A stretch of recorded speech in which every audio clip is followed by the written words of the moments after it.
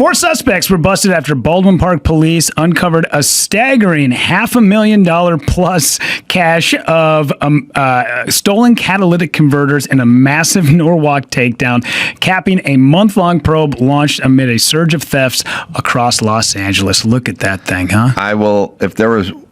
Here, I'm going to say this: 500,000 worth of. If there was one Japanese guy, Jewish guy, or white guy involved with this operation, I will apologize to every single community, because I can tell you it is literally impossible. I don't care if they busted 200,000 people. Yeah, there would not be one Japanese guy. There would not be one Jew, and we're not even going to find a black guy in this crew. No. Or a white guy. Well, did you see the picture right there? Andrew, can you put that back up? Did you see the photo of the lady in the top? Yeah, so you got the blonde lady of a certain stature. Well, you say blonde, but I'm going to go Hispanic with the dyed blonde. With the dyed blonde? Okay. I'm gonna say, you go top left, I know Hispanic ladies with dyed hair. That's the tight yoga pants and the flat shoes. That ain't Morgan Fairchild. Okay. All right. So I'm going to go, I don't know if you can blow it up, but it's going to be one big Alvera Street, because this is their turf. Yeah. Yeah. Wow. So I'm so confused with the catalytic converter stuff, because I come from a land where this doesn't happen all the time. But what do these guys do with this? They steal the catalytic converter and then they turn it in? I mean, how? They have, well, first off, LA is one big black market now. We let it turn into a black market because we just opened the borders, and this is what they do in Mexico. So it's all cartel-y stuff, and it's all the heavy metals that are in there in the catalytic converters. And I don't think they resell the catalytic converters. They sell the metals in them. So you do realize that Los Angeles, we steal copper from the wires. I got a story about that. Yes. Yep. You got another story about telecom wire. We're pulling, and you can look it up, Dawson, but we're pulling the metals out of there. We are stealing elements. Now, we're at the point where we're not stealing car stereos or big panel TVs. We're stealing things on periodic charts. Rare earth black market. Yeah, it's rare earth black market stage. I don't know why it says stage on there, big. But anyway, that's right. So you do realize in LA we're stealing minerals now, and once in a while, we're at that stage. Sorry, you print it out. Once in a while, we break it up by stealing someone's pet. We're stealing dogs. Yeah, Lady Gaga's dogs. We're stealing cable and dogs. Like, we used to be wallets. Yeah. Jewels. You're right. Jewels. Car stereos, hubcaps. Yeah. We'd be jewel thieves. There'd be guys who rob banks. We're stealing shit that's on the street. Yeah. Materials and dogs. Yeah. I liked a time when we just stole identities on the internet. Now we're back to physically stealing things again, and I don't know if I'm all about it. I liked when people stole diamonds, and then every good copper movies, like every one of those, like Friday police shows, you know what I mean? They have the bad guy and he'd go Starsky and Hutch or something. They go, where are we going to move the ice? They love saying ice. They loved saying ice for diamonds. Yeah. Yeah, we got to fence this ice. Yeah, I don't know why, for like a 7-year period from like 1977 to 1984, we just said ice, and they fucking loved it. There's always the end when the guy shows up, the dude who stole it, and then he comes to the guy's giant palatial place, this billionaire who wanted the diamonds, and he's sitting on his back patio, and he takes that black bag, and he throws it onto the table, and he goes, I'm out. Keep My your last ice. one. Yeah, I'm out. No more. Yeah, what is the story you got? So the story is that they've been stealing. Oh, this goes back to your rich man, poor man, by the way, because rich man, poor man, you know the going price of copper, which, by the way, do you know the going price of copper? I have no idea. $5.60 per pound right now. Okay. But one of the things, this came out in the New York Post, that Los Angeles Mayor Karen Bass believes that solar-powered streetlights will make it harder for thieves to swoop in and steal the copper. That is her solution. Right, but we'll play you the clip. But let me explain something to Karen Bass and all the fucking fruitcakes on the left. Criminals make money stealing shit. So, all right, you make pot legal. All right, they don't bring in pot. They bring in fentanyl. Okay, you stop fentanyl. Oh, we'll do human trafficking. They're super fucking versatile. They didn't steal copper because they're copper enthusiasts. Yeah. They fucking sell it. They'll be stealing your solar panels. Yeah. You understand? You don't get it. They'll steal whatever. Now, you can go ahead and try to figure out why they're doing this or who they are or who's shitting them out or what they're doing in our town. That'll stop it. The part where you're just going to keep, hey, take all the batteries and lock them in a cage. Good. They'll start stealing deodorant. Mm-hmm. That's how they work. Yes. Okay, here we go. Well, Christine, a lot of time these crooks go after streetlights like this one. Joab will show you they broke in here and knocked out power to this light in much of the neighborhood. But this time the crooks went after internet cables underground, and it was all caught on camera. They're Copper wire crooks 3 in the morning strike again. Working this on the time around street. 3 a.m. in Van Nuys, one man wearing a hoodie, the other shirtless with a medical mask, surgically removing wires. It was loud, and then I was like, hold on, people have been stealing copper because I walk these streets. Candace Cervantes heard the action and started recording. Her video shows the shirtless suspect pulling internet cables from underground while his partner stands watch near the getaway car. And then he even took a long black cable, tied it to his car, and they were trying to, This is in the middle of the night, in the middle of Van Nuys. Yeah. Oh, by the way, hold on. The police station is in Van Nuys. If anyone been out, the Van Nuys, the courthouse.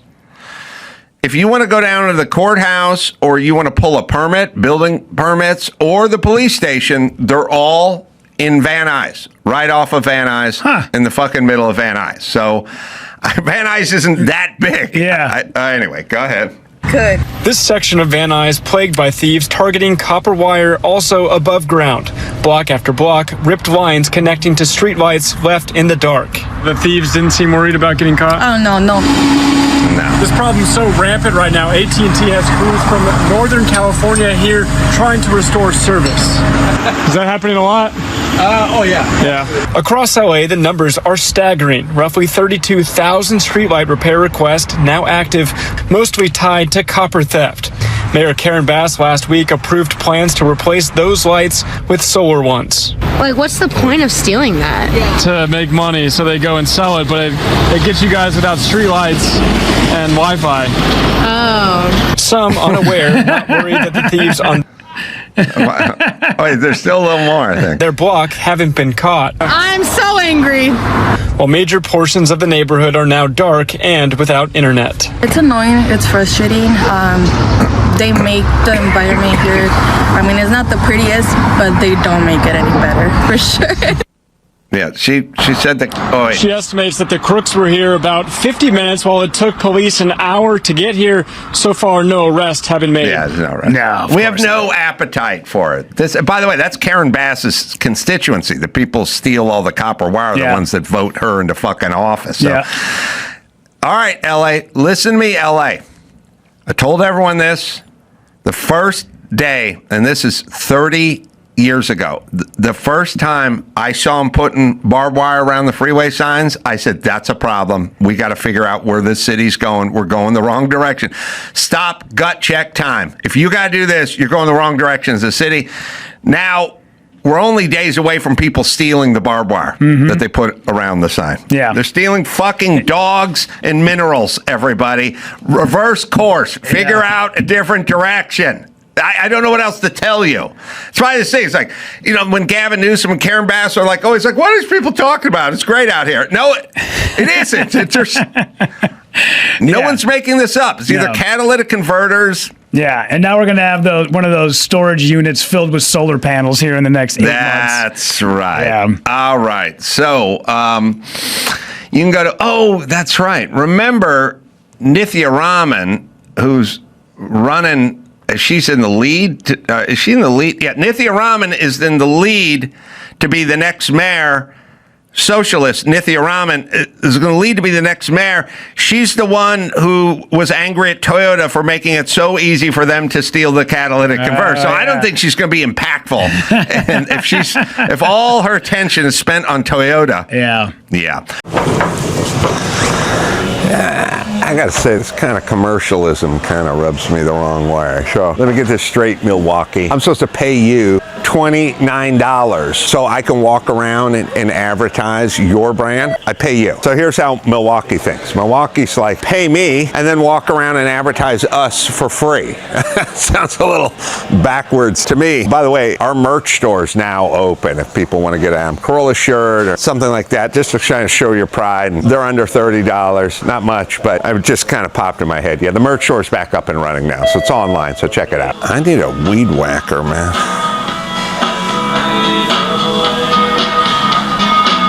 Do you have keys to the cage with gardening equipment in it? Is that the one you were just talking about? Hopefully it's not B6. That's the one. You were just telling me we got a lock here. It's broken. Wasn't sure what you were looking for. Weed whacker. I need a weed whacker. I don't really care what kind of weed whacker it is, but the battery and the charger doesn't come with the weed whacker. That's the expensive part. Yeah. Of which variety? Well, I don't know which one the best ones are, but I'd say Milwaukee will work pretty good. Good one. I figure Do that. you have the batteries already? Yeah, I do. And I do have a Milwaukee charger and battery already, so I want to get the Milwaukee. Well, how many volts is the battery? Well, a lot of these are going to be 18, but some of them are 40. 18. Give me an 18 because I have that. Put a couple of more things over my eyes. Film the lock so you can get the code. We come back tonight. Okay. Take your time. Oh, I only got one speed, man. Balls out. Balls out.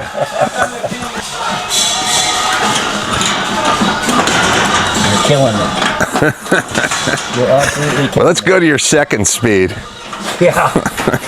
Warp drive. I think the one she was just telling me about. Where the Oh, no way. Yep. But the Milwaukee is in a cage and the lock is broken. So I asked the captain from the Exxon Valdez from the movie Waterworld, Hopper's character, to go get a battery operated right angle grinder with a thin carborundum cutoff wheel so he can cut the padlock off. Well, go get a right angle grinder and a cutting wheel and let's go to town, man. I'm thinking I might do that. You wanna wander around a little bit while I take care of this? Well, I mean, you got the combo, right? Yep. So you got to just commandeer some bolt cutters? Yeah, and bolt cutters won't work on this one. Nah. I thought you Yeah. it. Are you going to go get a wheel? Yeah, oh yeah. Okay. You want me to do it? Are you going to get sued? We'll get sued. Now, Dennis Hopper's probably smoking in the parking lot right now while I'm waiting for him to come back. Underrated Costner movie. I know, I'm a Costner fan, but underrated. Take a second look at that. It's not a bad film. All right, so this guy went, but I don't think this guy's allowed to go rogue. He worked for Home Depot. You're not allowed to just go get a cutting wheel out and start throwing sparks all over the place. So he's got to go talk to a supervisor, and this could take a minute. You're going to get a battery-operated one or a plug-in one? Battery. We're going to break into this thing like we're stealing a catalytic converter. He's going to get a right angle grinder with a wheel on it. All right. There's not that many ways to get that lock off. It's either bolt cutters or a wheel with a carborundum blade, not a carbide. I have no idea what this is, but I need it. Wow. They got everything here. They got weed whackers. They got chainsaws. They got leaf blowers. They got ear cleaners. They got everything. By the way, if you guys want to know the difference between a router and a plunge router, this is a plunge router. You can lock it off as well. But when people say plunge router, they mean this. When they say router, they mean this. When they say trimmer, they mean this. Trimmer, router, and then plunge router, which is also a gay code as well, but I'm not gonna, this is a family show. These big containers are, it's getting a little out of hand. I mean, I remember they're this big. I mean, look at this, like, how much extra potato salad can you have? And can you imagine trying to get this thing into your fridge? What the hell? You'll be an idiot to buy one of these. Nancy Pelosi doesn't have enough refrigerator for these containers, so I don't know who does. How are you? All right, man. Thanks for all you do. All your Thanks for saying hi. Yeah, I know that dude. Thanks. Used to love the Man Show. Oh, man. You couldn't beat that. What do you do for a living? Oh, I did. I retired. Fireman. Fireman, yeah. Fucking fireman. I fucking do it. I got to pay this guy to shop at Home Depot while my house melts because he decided to call it a day at 49 and a half. Yeah, but I did. No. Oh, man. Thank you for the comment. No, that was 14 years ago. Oh, okay. Yeah. I'm 65. Just making a joke. I know. What? So firemen can retire so goddamn young. Well, if you can, but I'm 65. You just retire? At 23. You're young, you're virile, you're strong. Why not work? I keep myself in shape, and I want my next chapter in life. All right. A lot of our guys work too long, and then the longer we stay after 60, every year we stay after 60, we take 2 years off the back. It's a fact. Really? So that's the problem with firemen. They stay too long. They keep trying to chase that, I'll get another raise, I'm going to get this. And that. So every year you stay after 60. I hear the same thing about gay porn. Well, I don't watch that. According to the charts I've looked at. No, I don't look at it either. I study the charts, obviously. This could be on one of your podcasts. It may be. You probably won't make the cut. Dang it. But what are you building here? Because all firemen are also part-time carpenters. I'm refinishing a fence at the house. It's all cedar. I got like 200 feet of fence, and I'm trying to find some good stuff. So I'm just looking around. But I think I found some, but I'm going to get some brush. So you got 1x6 dog-eared cedar? They're I had 1x10s. 1x10s? Yeah, I went over to... Where'd you get that? Grinnell had it. Well, la-di-da, Mr. 1x10. They couldn't get those in, and I went I had to get 1x8. Okay, well, they're normally 1x6. Dog-eared, 6 foot? No, I got the straight planks. Straight plank? What? I have 100 feet of fence, and that would look it wouldn't look... All right, so you got 100 feet, 6-inch cedar, and you're going to refinish it. Yeah. Are you going to pressure wash it? Do that, yep.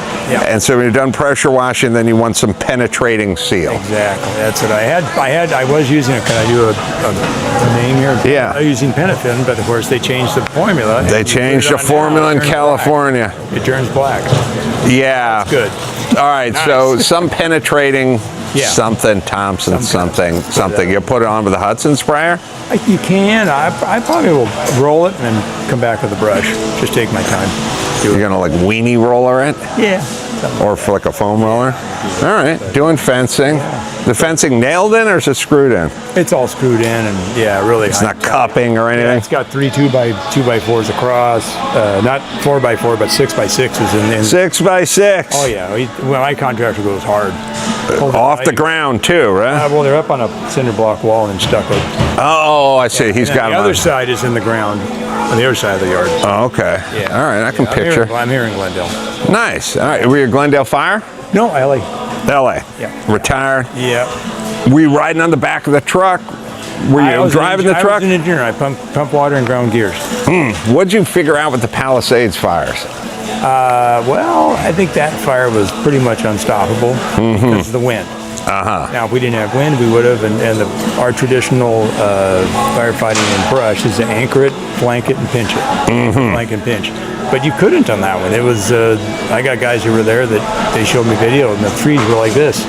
And sustained wind. Now, I don't know, with water, like I said, With the availability of water. Store here. All right. We know all about the store, and we know who is in charge. The point is you retired early, and I'm essentially underwriting. 62. 60. I'm underwriting your trips to Home Depot so you can make your fence look pretty but while I'm on the clock. Indirectly, but all my pension came out of my check. I know you don't know that. We don't get a free pension. There's no such thing as a free pension. I see.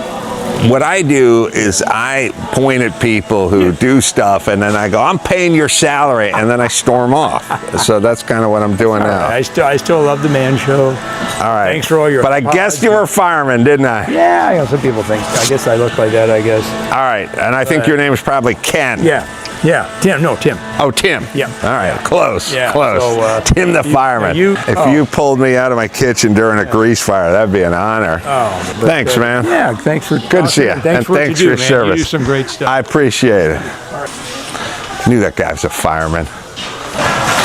I don't know why, but I have an obsession with bleach. It's like the most cleaning you can get for $1.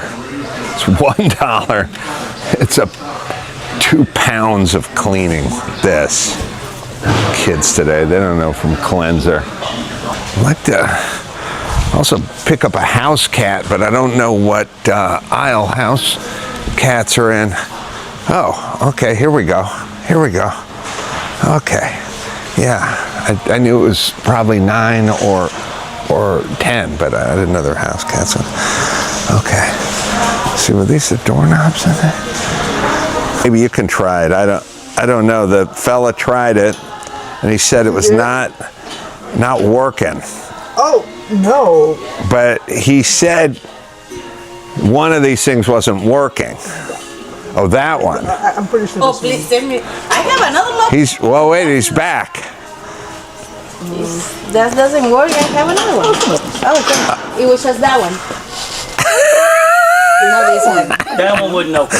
Wait a minute, this guy's only got one speed, rejection. Oh my goodness! Look at Oh yeah. Yeah. No, that was just to sweat me to get the combination. Wow. He wasn't even going to use it on the lock. You're just ready to choose violence, aren't you? Yeah, he was going to attack me, have me sweat me, have me give the combo, and then he was going to get out. Ah, damn, man. We could have used a cutting wheel. Well, we're going to use it on that one. Oh, we use it on this one. Yeah. You want me to do it? Yeah, film it. All right. Which one is this? The Eye protection. is this the 18 volt?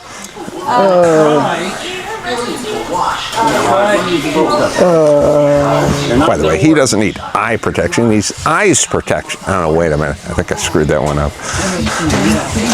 Incidentally, I did not lose the eye doing this.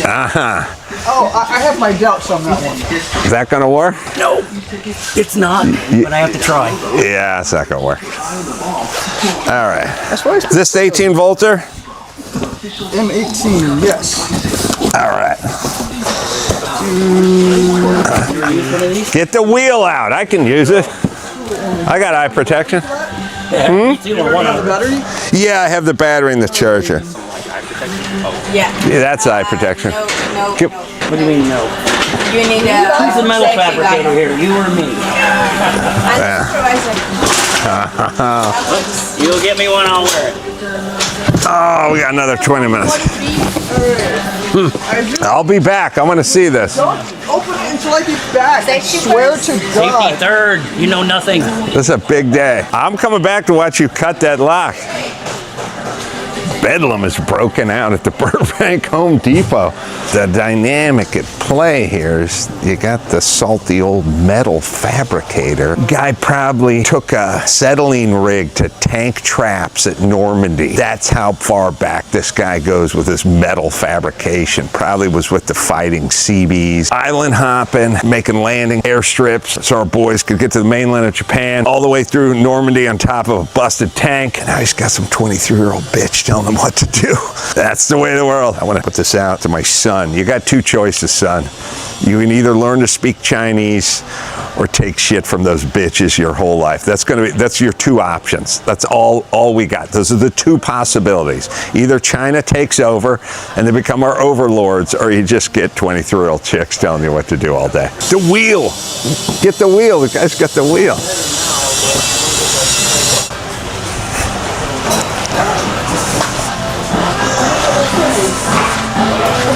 about this all week and I missed it. Did you get it off? Yeah, I changed my mind about the leaf blower. I'm going to go with another brand. Nice. You got a new one? A new one, yeah.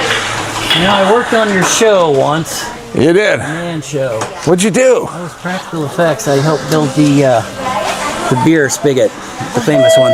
Oh, really? You worked in the shop, but did all the effects, did all the building, everything? No, I was a hired gun, actually. Oh, hired gun. Yep. So which one do you build?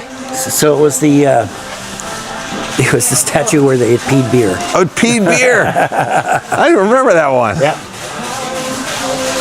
Let's make the combo my name so I don't forget it. Thanks, brother. Good seeing you. Yeah. Thanks for the help. Sure. You know, it's like my grandpappy used to say, it takes all kinds, doesn't it? Remember 10 minutes ago when Elon Musk started Doge and he's like, I think there's a lot of waste and fraud going on in America. And the pussies were like, we're going to burn down your dealerships if you don't shut up. I think he may have been proven right on this one if you just follow recent events.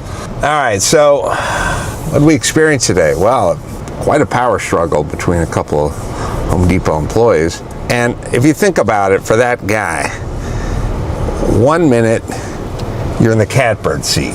You're working with Adam Carolla. Your job is noble and fulfilling. You've been tasked with building a 4-foot cherub that shoots beer out of his dick. And you had meaning, and you had purpose, and you put food on the table, and you had pride. And now you come in, and you get pee-whipped by some 23-year-old Latina chick. And then you die. And that's life. Thanks for tuning into the Adam Carolla Show. You can watch the full show on YouTube. Just search Adam Carolla Show and hit subscribe so you never miss an episode. You can also get the podcast wherever you like to listen. And for extra content, ad-free episodes, and more, you can head over to our Substack and sign up today. What is the mystique about beating the other guy, about winning?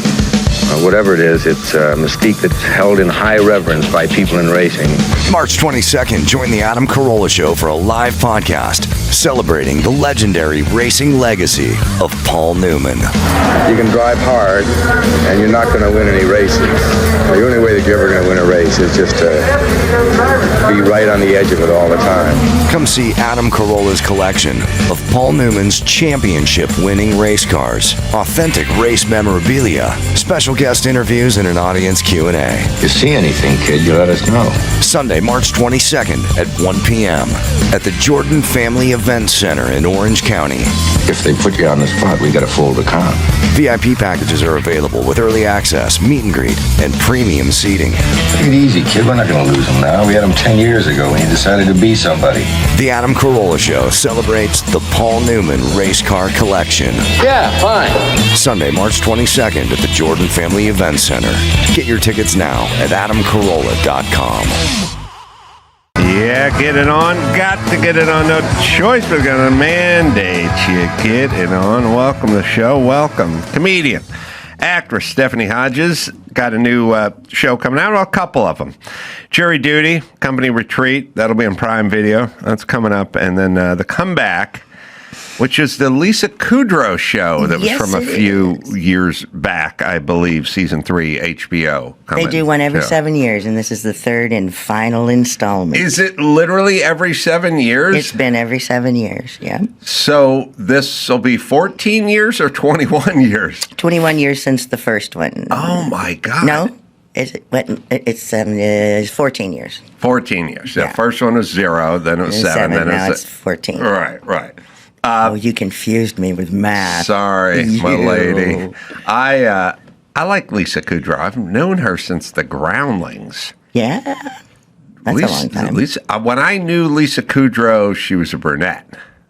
No. Oh, yeah. If you find early pictures of Lisa Kudrow, she was brunette, and I would not call her heavy, but I would just say fuller fuller figured She was brunette. robust. She was a little bit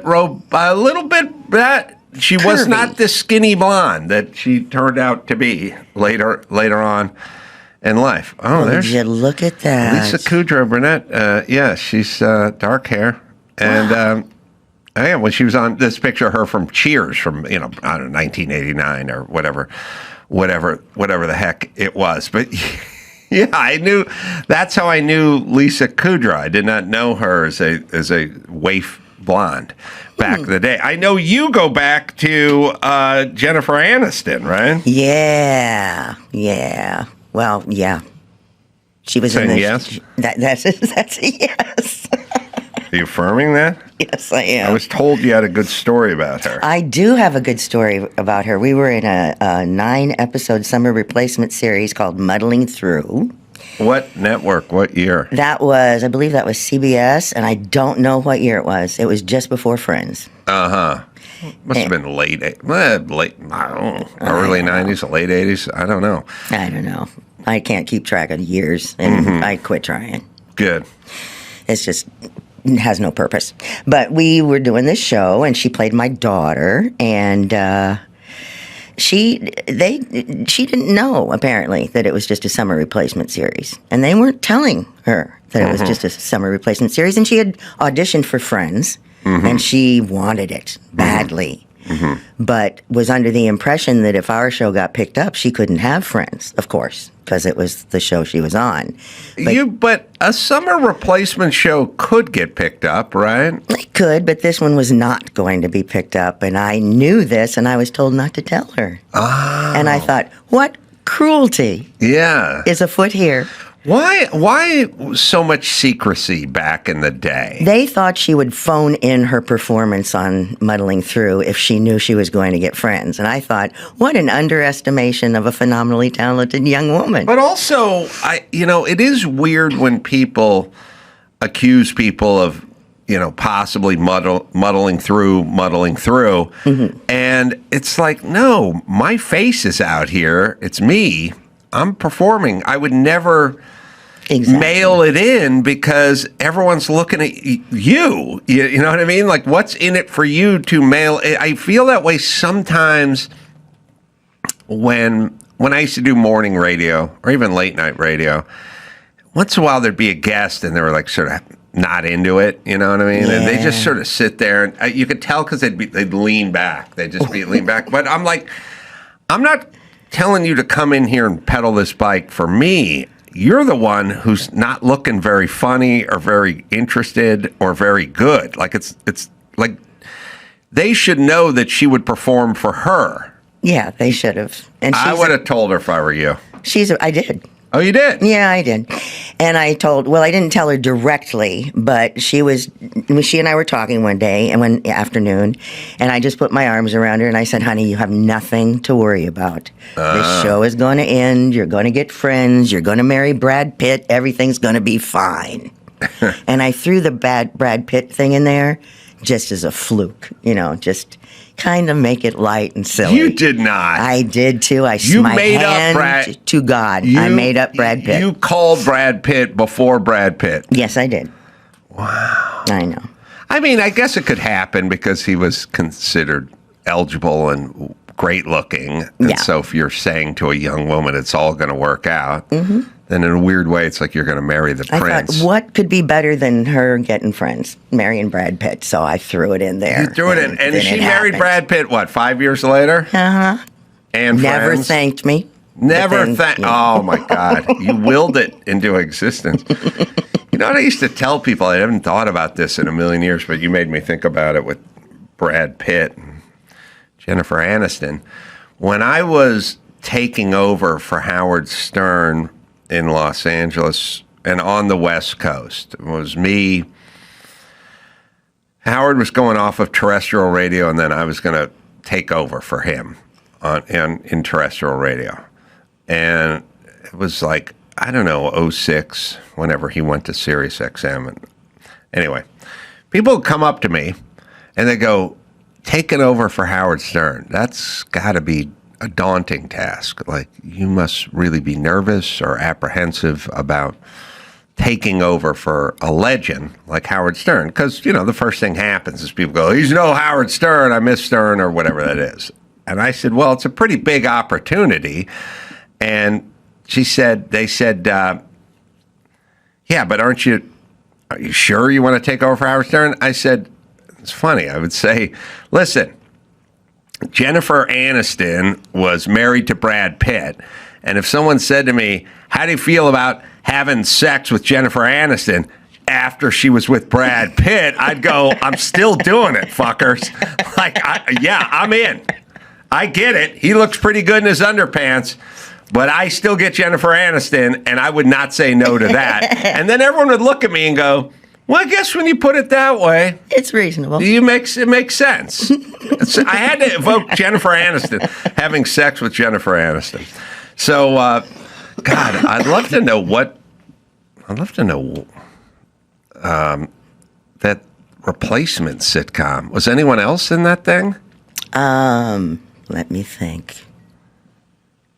And you called Brad Pitt. No. Yeah, I called Brad Pitt. And then she did that. And now she's just Jennifer Aniston. Yeah. Who's beloved. She is beloved. I don't know why we need to love her as much as we do, but we somehow we've come to a consensus. She's like a koala bear. She is. You want to hold her and hug her. Who cares if she has syphilis?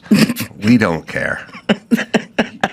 Well, I'm not. She has syphilis, but koalas. No, koala bears. Right. I didn't remember that part about the koala bear. Well, I've got to bring it up to your attention. And she doesn't have a vicious nature, to my knowledge. She's a very kind person. I've been in social settings with her. She's very nice. She's sweet. Well, I think there's certain people who feel compelled to maintain their niceness. Now, I'm not saying they're doing it out of obligation, but I think they do realize, I remember seeing George Clooney at a party, and I was like, oh my God, that's George Clooney. And then, I'm sort of wired if people go, oh, you're going to say hi to George Clooney? I go, I don't want to bother George. He doesn't know. I'm not going to. And I saw him, and he goes, hey, Adam, come here. And they hugged it out, right? But I started to realize that when you're George Clooney, you can't leave people with stories about that guy's such a douche. You know what I mean? You kind of, it's a little bit of pressure to be Jennifer Aniston or George Clooney. And if you're shitty to someone at a party, they're going to talk about it. And you can't be that. No. It's like, if you are an anonymous person and you feel like smoking a cigarette outside of LAX before you head in, you just go to the curb and do it. But if you're a celebrity, there's going to be TMZ. They're going to take pictures of you. You have to sort of think about it a little bit. And if you're George Clooney or you're Jennifer Aniston, you have to kind of go through life realizing that every waiter, every waitress, every person at the airport, everyone, that's all going to be, that's what they're going to remember. And if you're douchey, they're going to have a story about it. That's awful. That must be awful. Well, or you can just be nice all the time, and then no one has any douchey stories. Then people go the other way. They go, oh, I met Jennifer Aniston. She was so nice. But I think they realize it, and they have to work at it a little bit. I would think so, because I would think it would get scary. And when people are scared, they get defensive. So, people coming at you would get scary. I guess if you're a woman, yeah, less for guys, probably. I would imagine a lot less for guys. Yeah. I mean, I've had people come up to me all the time. I don't never bothered. You're not scared. No, but I grew up with, guys in headlocks and wrestling stuff, real rough and tumble stuff. So I never really. I didn't grow up that way. Something bothered me. Where'd you grow up? I grew up in southern Ohio, in a little town called Wilmington.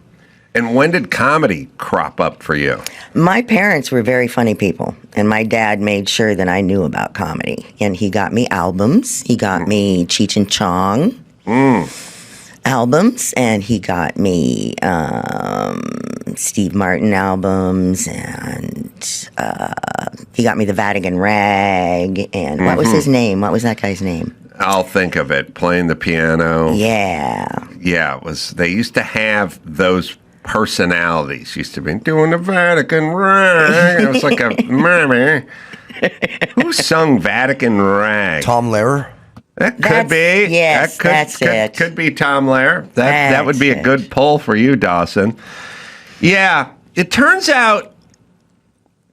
I know it sounds sacrilegious, but it turns out Cheech and Chong weren't funny, either one of them. No. And everyone loves Cheech and Chong, but their stuff doesn't hold up at all. No. And it's not funny, and it's not clever. Like, Bob's not here, or whatever the fuck they're doing. And by the way, both of them together aren't funny, and had never...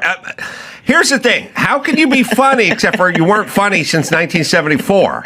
Like, how is this? It's a weird thing. Like, they're never... It's sort of... I try to have conversations with people about, like, Janet Jackson. You know, I'm like, she's not a musician. It's like, she's a musician. She doesn't play. She doesn't sing. She doesn't do anything. Like, she's not... It's like saying... You know, it's like there's some people that they call themselves stand-up comedians, and the second they make money, they never do stand-up comedy ever again. That's not... You're not a stand-up comedian. Jerry Seinfeld's a stand... Jerry Seinfeld's a billionaire, and he's out somewhere doing comedy tonight because he's a stand-up comedian. Yeah. Cheech and Chong, not funny. No. Not at all. Not really. And by the way, if they were, you'd know it. When I was in 3rd or 4th grade, they were the funniest thing in the world, which says something. But if we played a good basketball game, our coach, when he was driving us home after the game, he told us, if you play good today, you can listen to Cheech and Chong's greatest hit in the car on the way home. And that was the biggest treat for us. Doing the Vatican rag. I have that if you want to. What is it? Who is that? Is it who we thought it was? If this is the version, it's Tom Lehrer. Yeah. Good call. First you get down on your knees, fiddle with your rosary. All right. There we go. That's it. You got it. Your dad was nice. Yeah, Cheech and Chong is wildly unfunny, insanely unfunny, and they hypnotized the nation. And I really remember being like one of the few guys, even back in the day, was just going, I don't get it. Like, I don't think any of this is clever. It's not funny. It's not interesting. But then they're famous bits, like when you listen to arguably the most famous comedy bit of all time is Who's on First? Right. And you watch that bit, which I did the other day, and it's like, who's on first? No, that's who. Well, what's his name? What's his name plays center field? None of these are names. None of them are names, so the bit doesn't work. Well, here's what I'm saying. All right, is everyone listening? Yes. When that scene, find the scene, Andrew, from Airplane, the first Airplane, when they're up in the cockpit and they're trying to take off and they're on the radio with the control tower.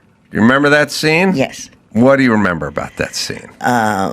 Don't Call Me Shirley. Right, but not in that scene. Not in that scene. Well, then I don't remember that scene. Just testing you. Yeah, one of the guys' name was Roger. But Roger's also what you say to the control tower. But there's nobody named Taxi on Runway 7. So it doesn't work. The joke wouldn't work if you go, Taxi on Runway 7. That's my name. No, Taxi on Runway 7. Who are you talking about? No, everyone, there's Roger. There's like 3 names. There's Roger. There's Victor. What's your Victor? Right. And then Over-Unger. Right. It works because there are actual names that also mean actual things. Somebody told me once, it was the late, great Fred Willard. The late, great Fred Willard, I sat next to on a long flight back from, nicest guy in the world, by the way.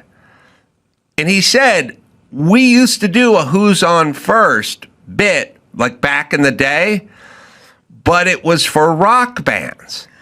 And we'd go, I'm going out seeing who? Who? Guess who? Wait, who's opening for them? Guess who? I don't want to guess. Tell me who's opening for who? Guess who? I'm not guessing anymore. Yeah. Right. And so you can do a whole version of that actually works. But I don't know his name, and that's his brother, and he hasn't been paid yet, are not names. Those aren't names. So the bit, who's on first, what's on second, I don't know's on third, there's nobody named that. I never realized it didn't work before. It doesn't work. All right. Now, but this does work because this is Airplane's version of who's on first, but it actually lives somewhere that makes sense, sir. With me all the time. I swear to you. Darling, take care of yourself. Goodbye. Flight 209er, you are cleared for takeoff. Roger. Huh? LA departure frequency 123.9er. Roger. Huh?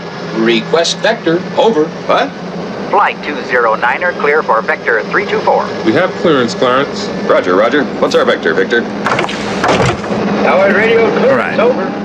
All right. Actually, the bit goes on. Wait, play it. Sorry. It goes on for another 10 seconds or so. Clearance, over. Over. Roger. Huh? Roger, over. What? Hey! All right. All right. That's who's on first with normal names. But no one is named ailerons or flaps or full throttle. Since those aren't names. So then it wouldn't work. Sorry. No, I didn't realize it didn't work. Well, the whole premise is that it's a name. Well, see, if I'd been thinking, I would have realized. But, you know. You thought about it. I did think about it. I actually did that bit. You did? Yeah. When did you do that bit? I used to travel around doing, teaching theater to kids in elementary schools. Mm-hmm. Just little full day sort of fun thing to do with kids. And so the person that I did this with, we would do Who's on First for the kids. Uh-huh. And the little kids loved it. They would just roll in the floor and giggle. Because it's a rhythmic thing. Mm-hmm. But it's not a sensical thing. Yeah. And if you grab your head and scream every once in a while, they like that too.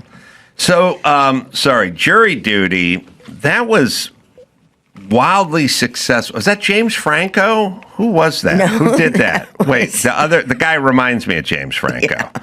Who's the other guy? That was, why am I blanking? Oh my God. James Marsden. James Marsden, yeah. They got the same look almost. One guy got Me Too'd, I think. But James Marsden, that's what it is. That's his thing, right? Yes. And he had a whole bunch of success doing that a few years ago, right? Yes, yeah. And now they're bringing it back. They won a Peabody Award for the first Yes. one. Yeah. Crazy. And he was nominated for an Emmy for the first one. Yeah, it was wildly successful. Yeah. And basically it's undercover. Everybody in it except for the one person is an actor. Right. Everybody. And they just think they're going to jury duty. Mm-hmm. And then hijinks ensue. Yes, they do. And ours is at a corporate retreat. Uh-huh. So our hero comes in and thinks he's a temporary assistant for the corporate retreat. Uh-huh. So we're in the woods. We're in a cabin. We're in cabins. Mm-hmm. We have a rec center. Right. We have snakes and spiders. Right. And so it's jury duty company retreat, but it's just company. It's the jury duty is where it started, but this is company. And so this is an entire, it's interesting. Yeah, I actually made a movie called Windy City Heat that starred a guy who didn't know he was starring in a movie. He thought he was starring in an action movie. It turned out he was starring in our movie, which is sort of the same premise. Everyone was in on it, but the one guy who, at least he thought he was in a movie. Your guy. Are the cameras hidden everywhere? They're hidden everywhere. They're behind walls. There were carts that were set out like little horse carts with no horses, of course. Mm-hmm. And they were just there for decoration, you know. But inside those carts were men with cameras. Oh, wow. And they were all scrunched up inside these little carts. Where'd you film it? We filmed it in at a ranch in Agora, just between Malibu and the highway, basically. Mm-hmm. And it's a horse ranch. It used to be a horse ranch. You the person's got to sign off, though, when you're done, right? Mm-hmm. So you can't sign off before you do it. No. Because you don't know you're doing it. No. So there's always the risk that the person doesn't sign off on it. Well, they go through the whole process of getting into being hired it was very extensive. They put an ad on, I think it was Craigslist, and they get these people who apply because it's a very well-paying job. It pays a little extra. And I don't know exactly what they pay They him. assist the job he thinks he's doing. Yes. Right. And it's in California, and it's on a ranch, so doesn't it sound like fun? So he's from Tennessee, so he sees this, he applies for it, and you go through several periods of questioning and a psychological evaluation. And he just wanted the job, so he figured, why not, go through what you have to go through to get the job. It sounds great. Go to California, spend a few weeks. Right, but he doesn't know he's on a TV show. No, he has absolutely no idea whatsoever. Right, but he still has to sign off on that, right? Yeah, he signs off on the job, and he's going to be outside in the wait a second. So. He's signing off on a job. He's not signing off to be on TV. No. Well, I'm saying you have to get him to sign at the end to be on TV. Yes, we do.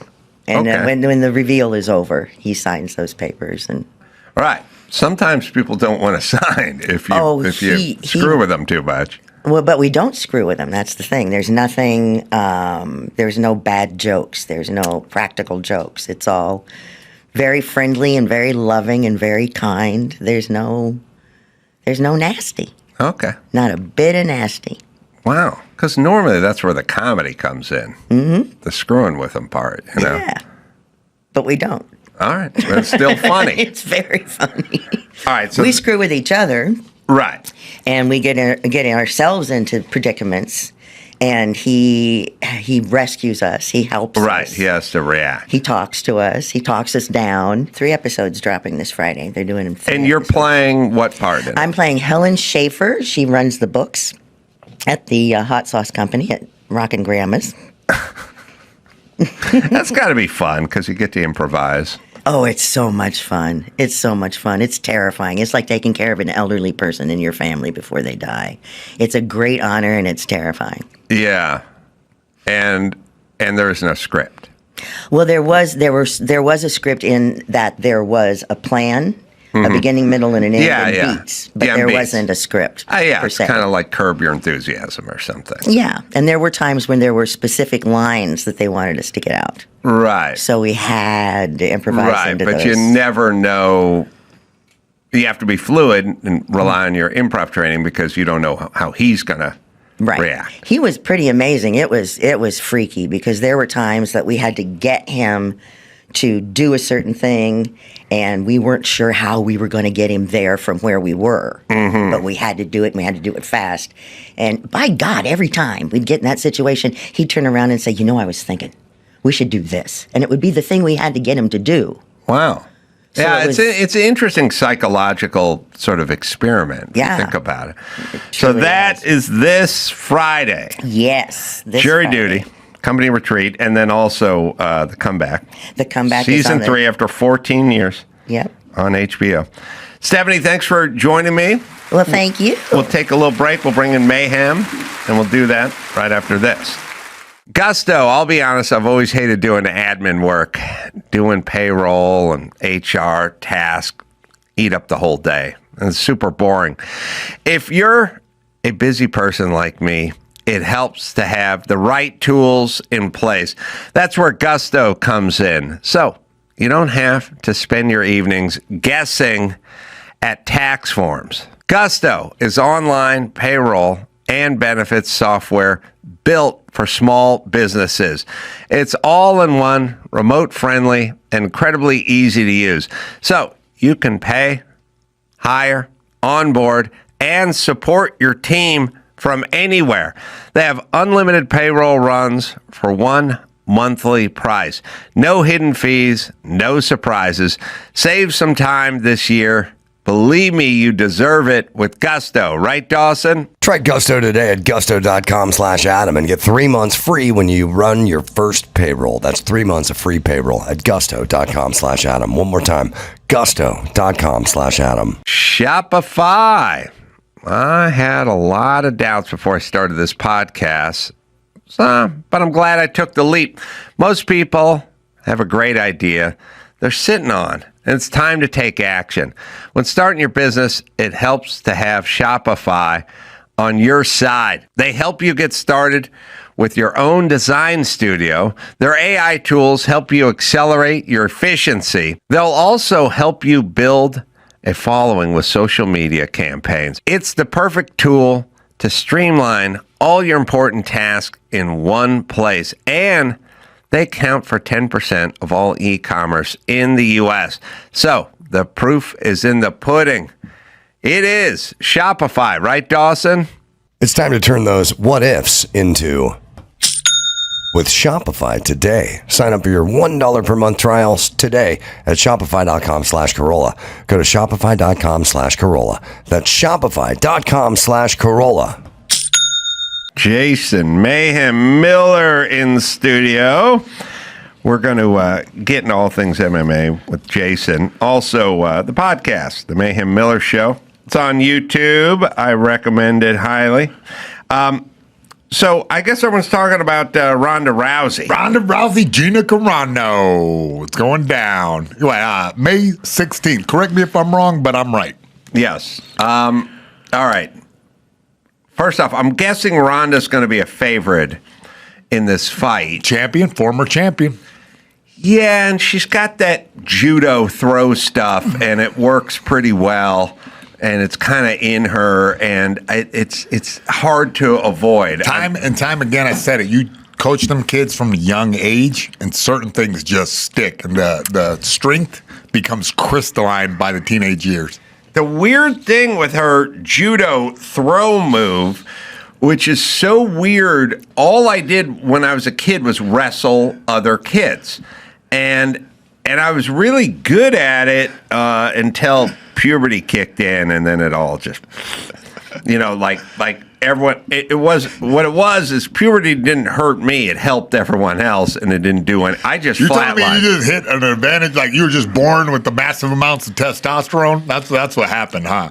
I was born with some sort of weird balance thing that enabled me to throw anyone on the ground and never be thrown on the ground myself. And I had the same phenomenon with me until about 12 years old. Old Ray landed on me and just ground and pounded my face into the dirt. And then I never went for that judo throw quite the same. I never. Well, so what happened was puberty kicked in, and then everyone got real strong, and then I had no more superpowers, and it was all downhill. But when I was little, we didn't play football like 5-on-5. We played a game called Tackle Adam, because it took all 10 of them to tackle me, and they couldn't do it. And I had a similar phenomenon. I couldn't be knocked off my feet. But when I see Ronda do the judo throw, I did that to everyone. I never trained. I never saw it. I never did anything. I instinctively grabbed everyone by the thing and stuck my leg out and just threw them and landed on them. And I wouldn't leave them alone. The childhood Osotogari, I believe it's called. I was super nice, but I threw everyone, and I see her sticking her foot out, and I see the thing, and I go, that person's going to be on their back. If I'm in Gina Carano's corner, this is the thing to look out for. That step boulder, if you get a headlock position, if you give her a headlock position, you're going to go ass over tea kettle. You're going to flop on the ground, and then she's going to climb into an armbar. This is exactly what she does and what she's done since childhood. So, with her mom, you got to go Holly Holmes. You got to go distance. And now, Holly is pretty long, and Holly's long, and Holly can box because Holly boxed. And so she would strike, and she would use the kicks, and she would stretch it out. Well, I'll tell you what, Gina Carano has hands. She puts them to use. She's a kickboxer by nature. I don't know how her training has been for this, run up to this, because now the training right now should be in full swing. But yeah, Gina Carano has the ability to put Ronda out. It's documented. I've seen it before. And Ronda can be put out. Mm-hmm. Rousey, 57% chance on Polymarket. So the betting market has her slight favorite. Slight favorite. I guess, but Andrew, I don't know anything about Polymarket. When it's 50% 57% chance of winning. Does that mean 43% chance of winning for Carolla? She's the favor. 57% chance of winning. Yeah. Does that mean that there's a 43% chance? Does the math just work out that way? That's correct. Okay, so they split it. So sometimes, like when they do governmental polls, they go 61% of Americans are against ICE, and then only 27 or 4% for it. I'm like, that doesn't add up to 100%, though. But this is how they do it. All right, so she's a favorite, but not a massive. Yeah, I think that favorite. That's based on everyone putting money in, right? And the smart money, it might be on Rhonda. Is Rhonda a little younger? Yeah, that's it. But Gina is a little bigger. If I remember correctly, she's just a little stronger. It's kind of a bigger woman. And the weight class, they'll both cut to the same weight, but on the night of, I think Gina will come in a little bigger. Are they doing a catch weight? I have, look, I have the Well, go look right it up. here. I want to know. I'm looking it up for you right now, but it didn't come across my sheet. I'm guessing it's. Or do they even care? I mean, Mike Tyson fights. It's on Netflix. Aaron Paul or whatever. Yeah. Well, who cares, right? Yeah, it should. It's one of those. This is kind of the way the market is blowing right now. Because the Paramount deal, and now that UFC is over there on Paramount, there's new opportunities opening up for mixed martial artists, and this is one of them. The Paul brothers are coming up. 145-pound featherweight bout. Right.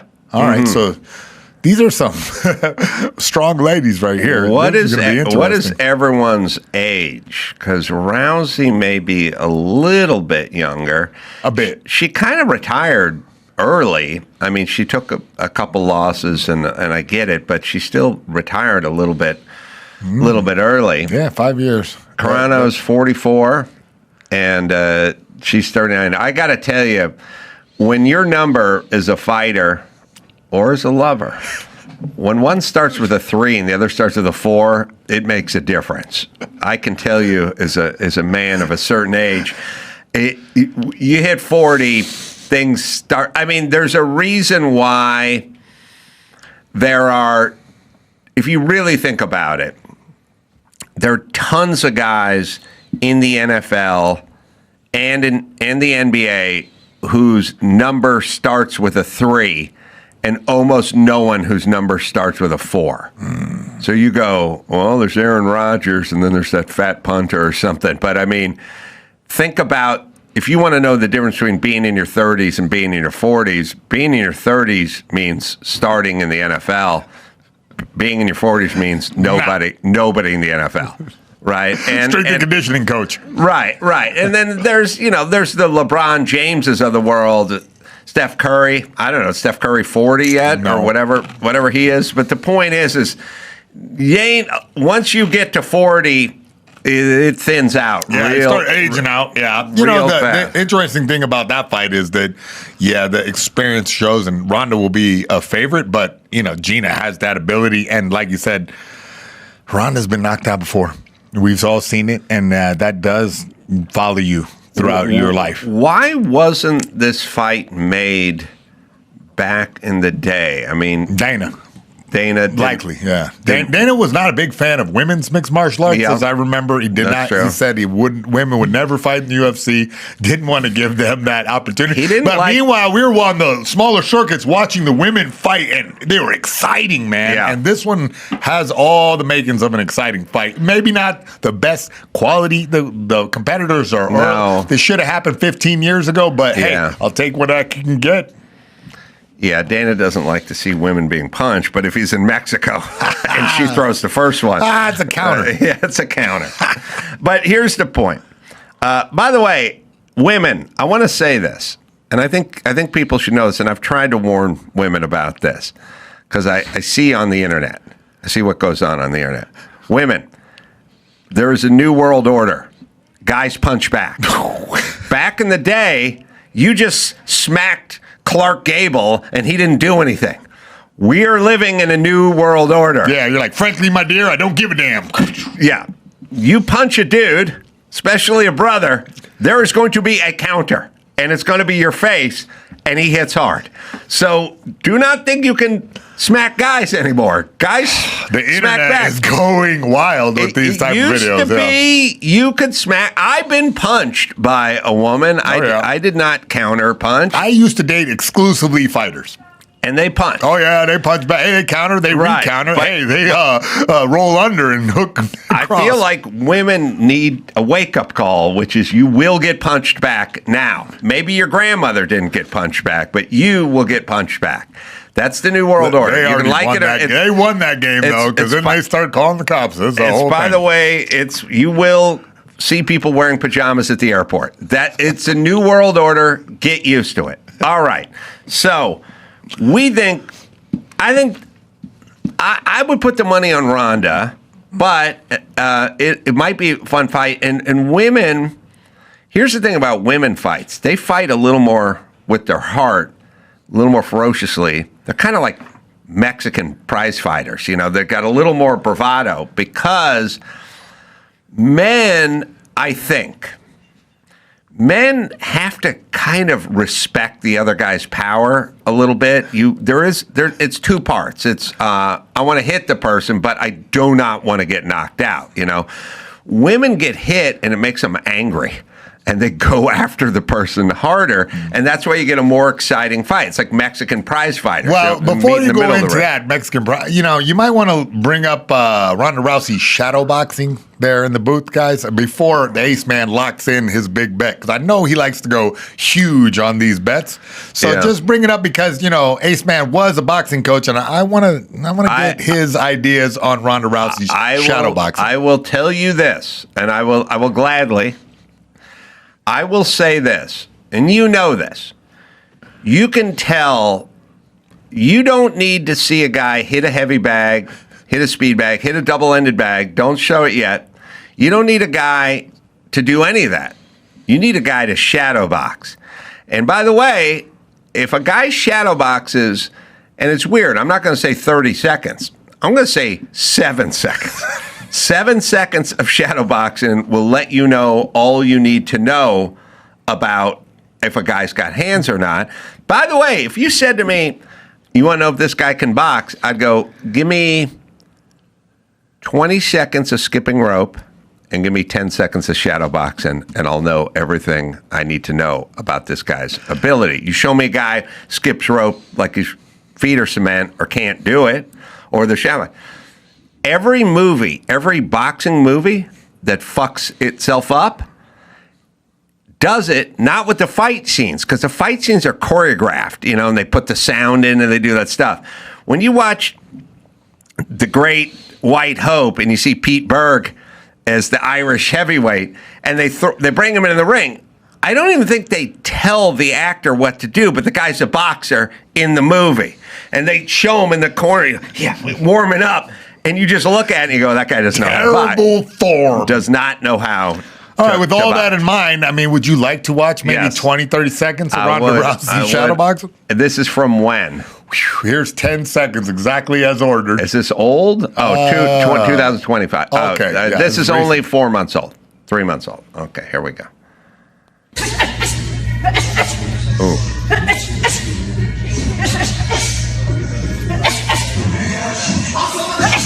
Also, there's a little part too where they chose to put it up on the internet, which is kind of a little suspect. Huh? This looks a little tough. Yeah, it doesn't. Her left. She threw a left uppercut and a left hook. She turned it over, and she kind of came up and turned it over, and that was kind of okay. She goes up. She turned her hook over. Okay. The rest looked a little chaotic. Just the footwork to me. See, I think what we're having here is her footwork is locked in from judo, but then her arm work is pretty good. Like somebody's holding the pads pretty good for her, but she's not turning that hip over. There's not a fluidity. Right. She's square. And everything's real tight. Like she's been holding, like someone's been holding pads for her forever. She's kind of square up a little bit. Yeah. So I think that, it's possible that Gina could exploit that. This is the area. The rest of the fight, I think, is an advantage towards Ronda. The clinch game, she's going to throw her. If the takedowns, maybe she. How how much of this? It's not a sanctioned fight. Yeah, this is interesting. They always how do much that. of this is this, mayhem? Where I go, look, we're both going to try as hard as we can, but if this thing ends in the first 30 seconds, there's not going to be a part 2, and it's, like let's make it exciting. Yeah, I'm not telling you what to do, but I'm saying, let's give the crowd what they paid for. Let's have it go a few rounds. Let's trade a little bit. Like If I'm sitting in Jake Paul's position, do. I would encourage the women to do just this. In fact, like fighters, I don't go for like the guy who's like particularly like a boring one-sided type fighter that only wins. I'm looking for fighters that wow. Yeah. I'd rather you wow than win. I want to put on a great show for the audience because we all know what mixed martial arts looks like at the highest level. Let's see what it looks like when it's the most exciting.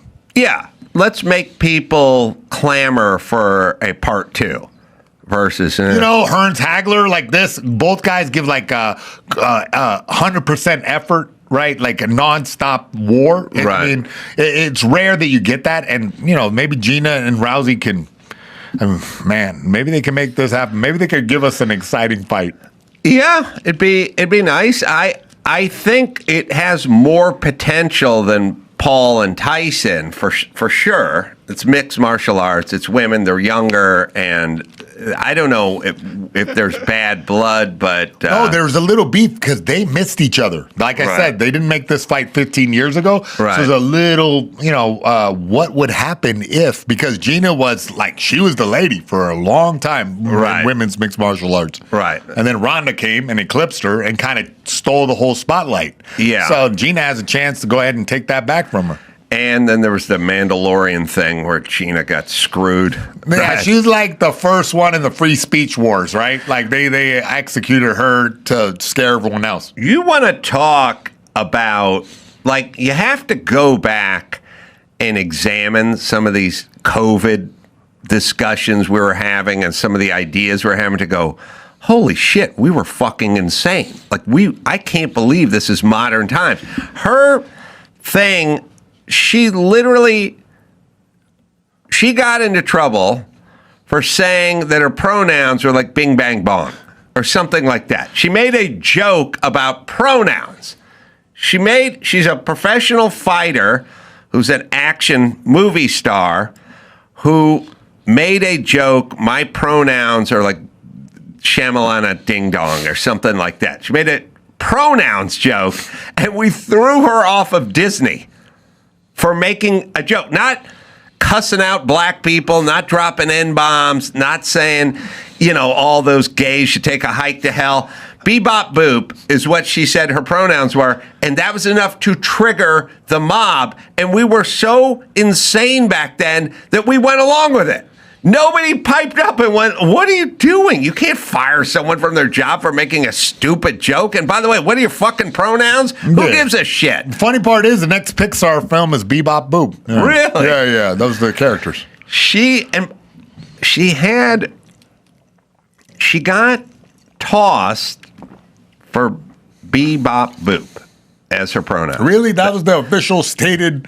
What statement did the mouse give? What it was is that's when they realized she was on the other side. And that's what I got. That's what happened. They go like, where's your mask? I go, I don't wear a mask. Oh, you don't wear a mask, do you? Now I know what side you're on.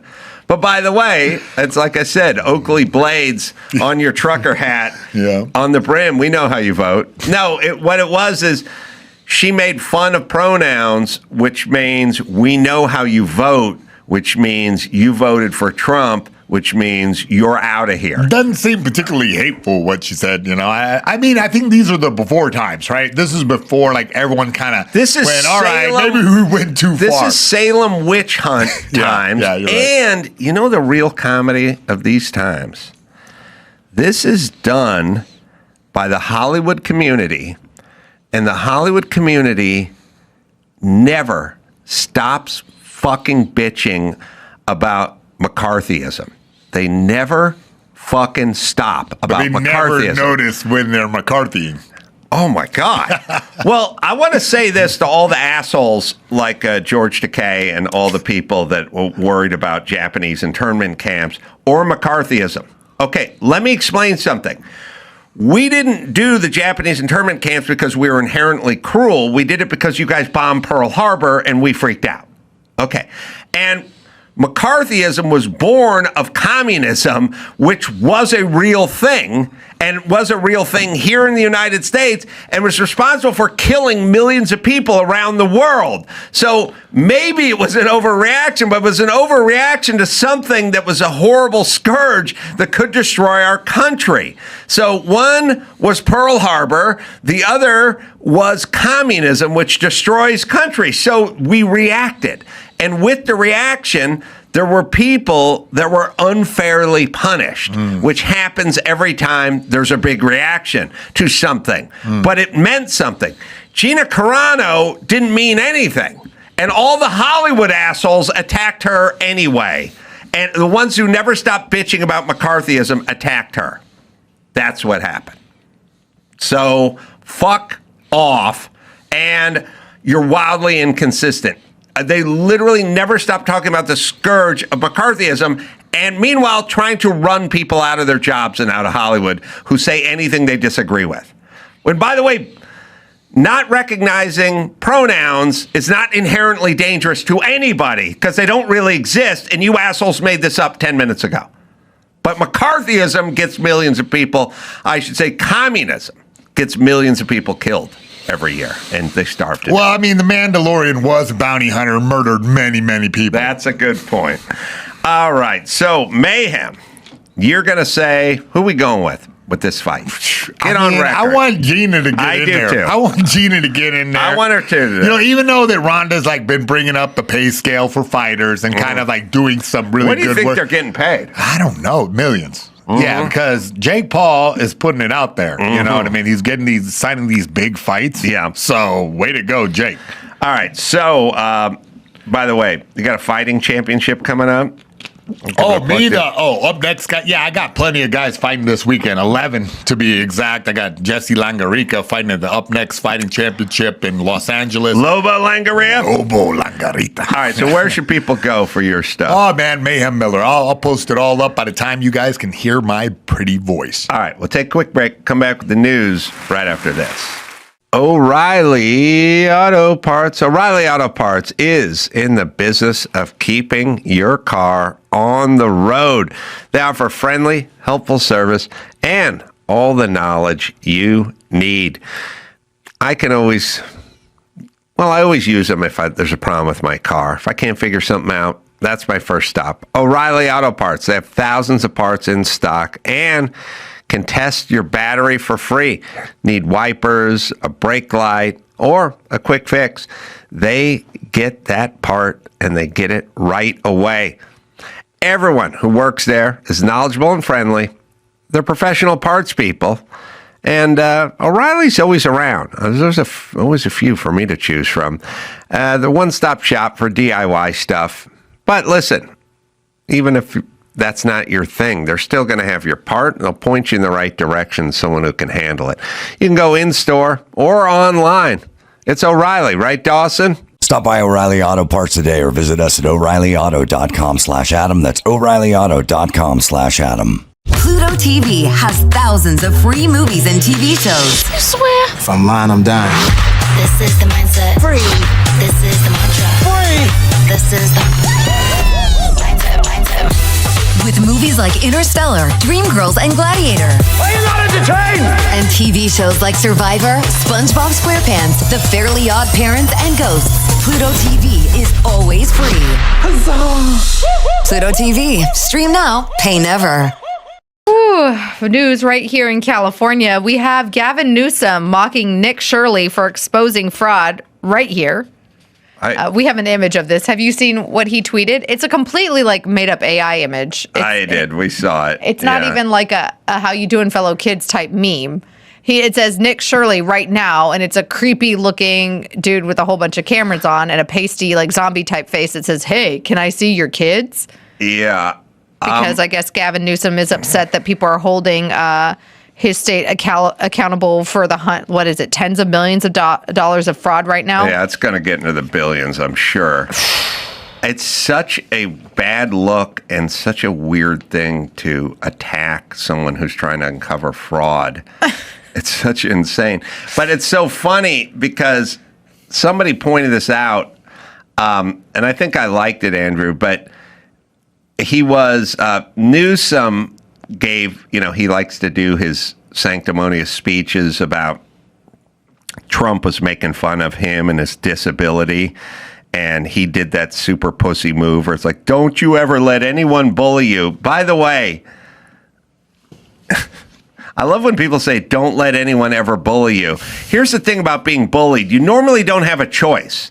The guy's got 50 pounds on you. He's 4 grades above you, and he's going to kick your ass. What do you mean, don't let anyone bully you? If that worked, then no one would ever be bullied. People go, I got bullied by my boss because he's rich and he's successful and I have no training and I show up to work drunk. And it's like, yeah, that's how it happens. When you're big and strong, when you're built like Tony Gonzalez, you don't get bullied. But when you're spindly, CB Savage, you then get bullied. But I just like I like when the left goes, don't ever. Don't ever let anyone bully you. Don't ever let anyone talk down to you. Oh, I don't have a choice. Also, isn't it victim shaming? Like when you say it's your fault, like you let somebody bully you? Yes. Right. Yes. This is the problem. Right. Okay. So Gavin Newsom said to every kid with a learning disability, like those fucks could read this, don't let anyone, not even the president of the United States, bully you. So, okay, so now if you get bullied, it's your fault because you let them bully you. Dyslexia, well, it's far away.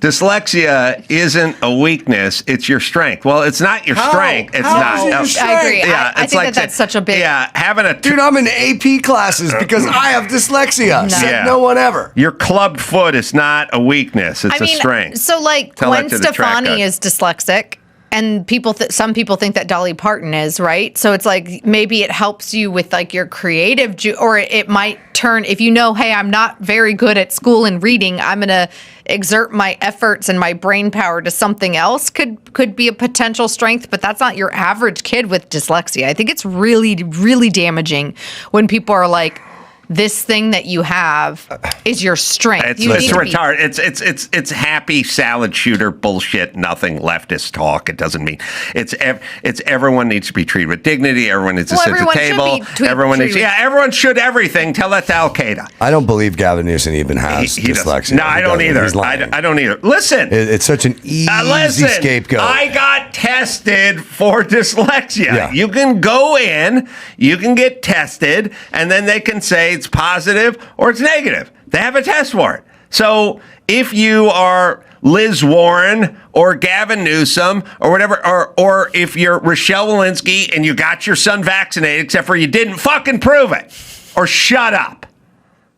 Okay. But he, while telling everyone not to bully anyone, bullied a 21-year-old who was trying to uncover fraud by coming out with a hateful meme about a guy who's doing his job, which is great. By the way, $170 million already uncovered during his most recent trip. The independent state auditor apparently warned of untold billions in fraud across 8 major state agencies back in December. Well, let me say this to everyone all at once.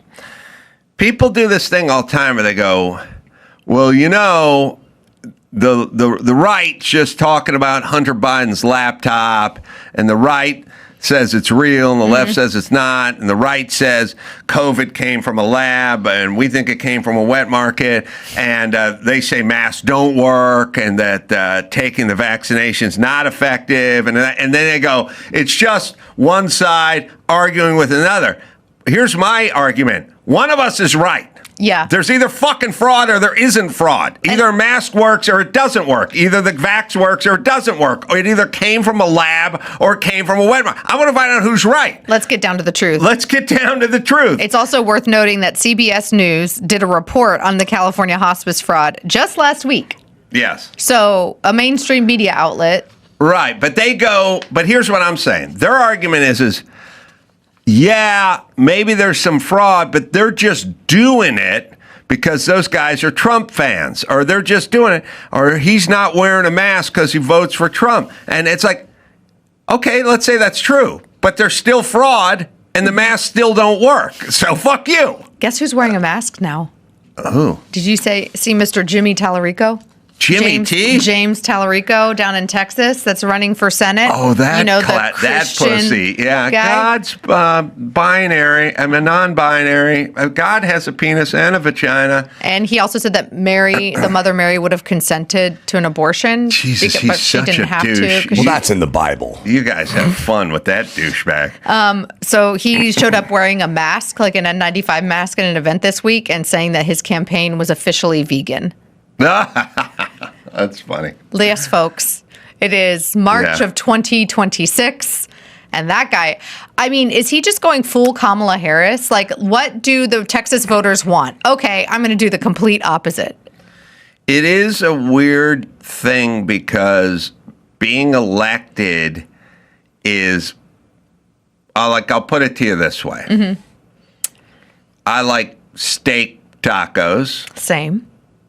First smart thing you've ever said on this show. With the mics on. With the mics on. You said smart stuff off there. I like steak tacos. Uh-huh. I do not really like chicken tacos. Yeah. Can I tell you, Dawson? Yeah.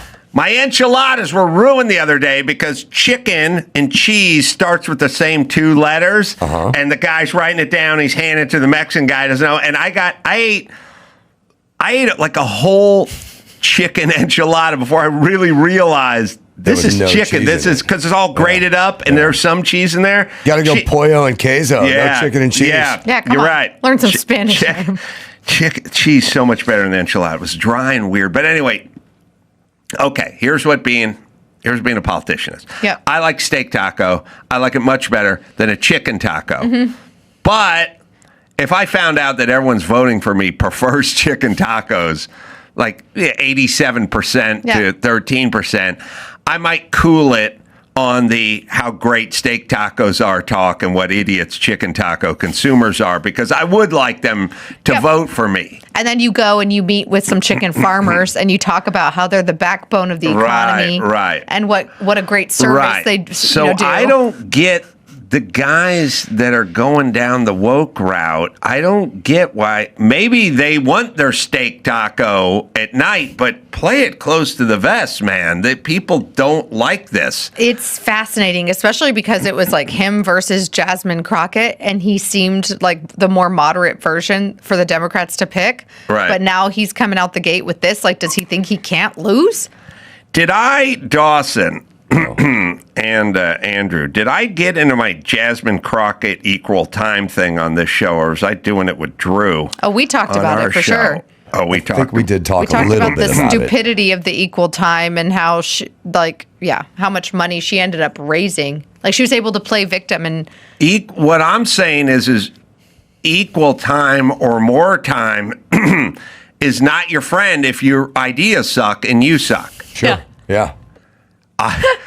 It's no different. Sorry if I'm repeating. I can't tell if I remember I was telling Drew this or you guys this, but you watch, Dawson, you go out and watch comedians all the time. You see guys up there struggling in minute 2 and really eating a dick by minute 6, and nobody ever says if they only had a full hour. Right. It's like, no, this guy's bad, and we got it. You find out just how long 5 minutes actually is when you are dumb. Kamala Harris did not need more time. She needed less time. And then as somebody brought up, and maybe, I don't know, it's a Drew or whatever it is, Joe Biden got elected because they locked him in the basement and didn't let him near a microphone. That's why he got elected. Less time. Don't speak. Less time if you have a shit message. Being in this industry, you go on TV shows all the time, right? Like you go over on I'm highly sought after. You're highly sought after guests on a lot of TV shows. The way that you are able to expound and monologue and chat about a host of things on a radio or a podcast show it exposes your inability to have like a complete thought or a unique thought or perspective compared to people who do 90-second Instagram and TikTok reels. Mm-hmm. Right? Yeah. And even I would argue sometimes people are okay on cable news or for a quick red carpet interview or something, but if you sit down with them for a longer segment, they ain't going to be able to hold their own. Right. And so that's that application to what you're saying when it came to Jasmine Crockett and just how bad all of her ideas were. Yoo-hoo, breakaroo. Guy's a genius. Should that be? He's going to be missed. What year did that hero die? Oh, I don't know when he died. The song came out in 76, 77. Guess who was in North Hollywood listening to Dr. Demento, memorizing every line of CB Savage. So it was literally on the radio.